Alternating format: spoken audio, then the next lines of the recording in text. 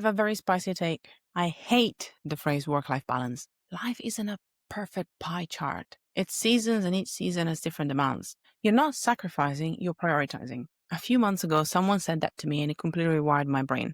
I was drowning in guilt, trying to do it all with a new baby, new business season, same ambitious goals. And I was thinking, how many areas of your life do you think you need to focus on to feel balanced? Is it 10? Is it 20? Keep that number in mind, and the answer might surprise you. Because today I want to show you how we can use the Wheel of Life exercise, but make it practical for real life. The Wheel of Life is a simple exercise where you rate different areas of your life from 1 to 10, then decide what better looks like. So remember that question, how many areas do you need to focus on? The answer is you can get lots of clarity with just 4. But here's my twist. Instead of using lots of categories like career and health, you use your own values and you only pick 4. And why 4? Because we don't have time to spin 12 different plates. We need to focus. We don't need to overwhelm. So how do we make this practical and how do we make this work for us? If you like paper, you can just grab a piece of paper and split it into 2. First of all, we're going to define your values. So we're going to write personal values on one side, like relationships, joy, movement, rest, creativity. And on the other side, we're going to write professional values, things like focus, autonomy, impact, revenue, creativity. Now you circle your top 4 across both lists and make sure that these become your current life's big 4s. These will become your wheel slices for now.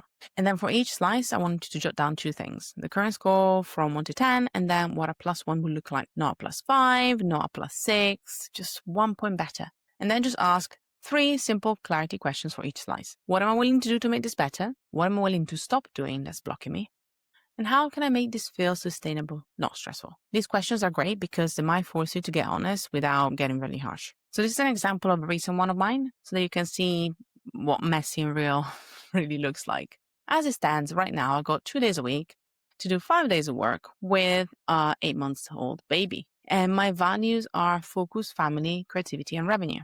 So my +1 move is to schedule 2 90-minute deep focus work blocks per working day. Is to turn any winning mealtime into a focus and group activity. Is to make sure that I actually create some time for creativity by batching all writing on one day in one morning.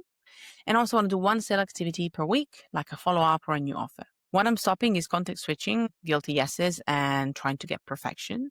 And as you notice, I'm not necessarily aiming to get everything done. I just want to get a +1 into the different places so that I can feel like I got a bit more control. So a smaller action that can help me feeling like I'm getting 1 step better. So here's your homework. Do this in the next week or so. Actually block 30 minutes on your calendar right now. Then list your top 4 values and turn them into 4 wheel slices. Score each slice with a 1 to 10. Just be honest, not harsh. And then write 1 +1 action for each slice that fits your real life. And then make a cut list. Maybe look at some things that you can delegate or can remove that are blocking that +1. And if you want a bonus, you can even celebrate 1 tiny win when you complete your first +1. So first and foremost, I want you to identify your core slices. What do they look like?